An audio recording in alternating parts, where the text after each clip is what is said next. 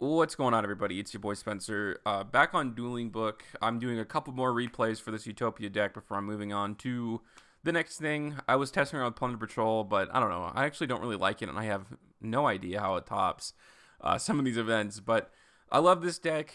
This is just a really good example of how hard this deck pops off if it's able to.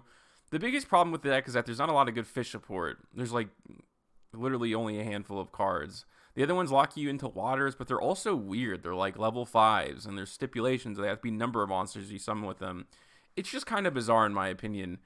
So with that aside, because I just did the deck profile for this, so just kind of this is like the full package.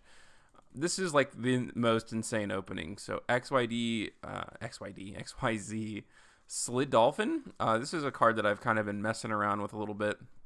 If an XYZ monster is special summoned to your field, you get to freely special summon it.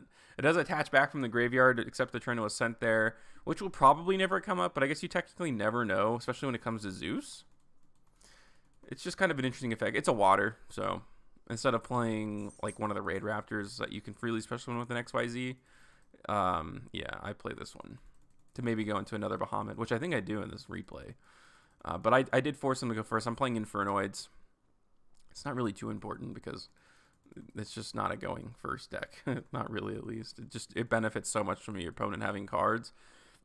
I don't think he was playing a Layer of Darkness, actually, though, which is kind of interesting.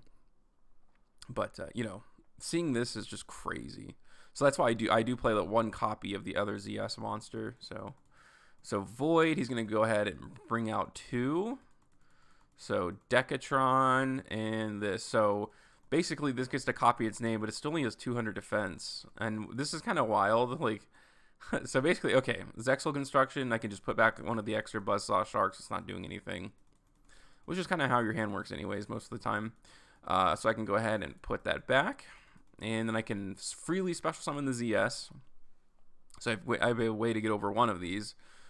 Because one of them negates spells and traps. One of them's a monster effects, which is fine. I can freely special summon this. It has 300 attack.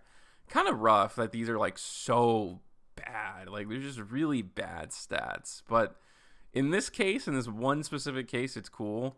And this isn't the greatest, like I'm not breaking the greatest board ever, but I did want to show this because I just have like the craziest combo that goes off after this. I had accidentally searched prematurely. I was just like going ahead of myself, but I overlay for Utopia so I can get the rank up magic spell. I don't know if you can tell how much gas I have, but I'm literally bringing out every boss monster I have in the deck in this one turn. And obviously I can do this freely because, he just has this on the board.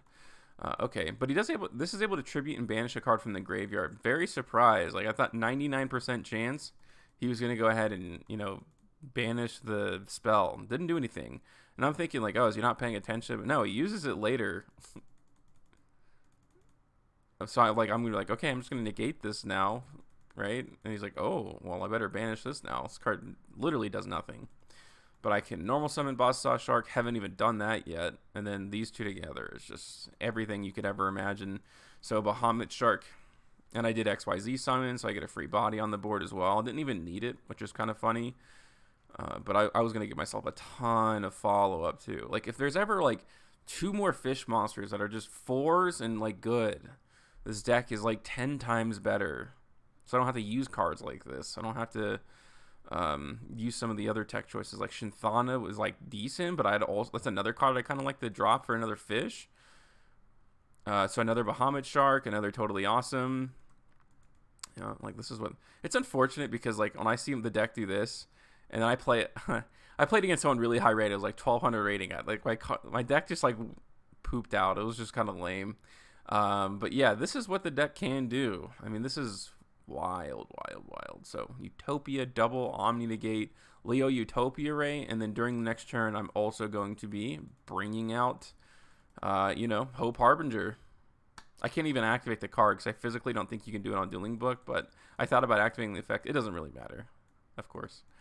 But yeah, he's going to go ahead and try to bring some of these out. I'm just going to go ahead and negate here with Leo Utopia Ray. Sweet.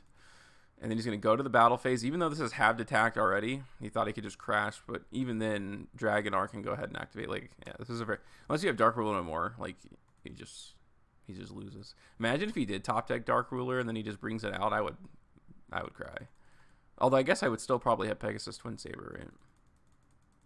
And then he's going to go ahead and bring out a Nuchu effect. I might as well just use Pegasus there. So, and I couldn't, I didn't have to use Totally Awesome because if I negated, with Pegasus, like this is at 35 attack, so I can get over that. But I just thought that was pretty wild. Just a short replay to show this deck popping off, get you a little hyped if you like it. Maybe give you a couple ideas on how the deck can be played. But other than that, that's going to do it for today's video, and I'll see you guys next time.